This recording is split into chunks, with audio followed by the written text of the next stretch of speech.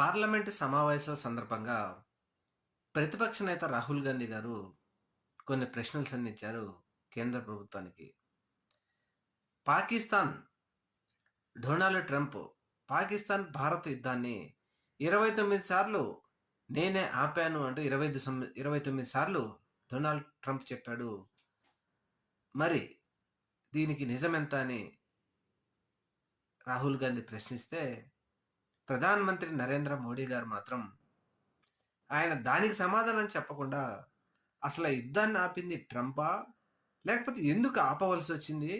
నిజ నిజాలేంటో పార్లమెంటు ద్వారా ప్రజలకు తెలియజెప్పాల్సిన బాధ్యత వారి మీద ఉంటే దానిని పక్కకు తప్పించి నెహ్రూజీ, నెహ్రూజీ, నెహ్రూజీ అంటూ మరొక 20 సార్లు నెహ్రూజీని స్మరించుకున్నారే గాని ప్రతిపక్ష నేత రాహుల్ గాంధీ గారు అడిగిన ప్రశ్నకు మాత్రం సమాధానం చెప్పలేదు నరేంద్ర మోడీ గారు.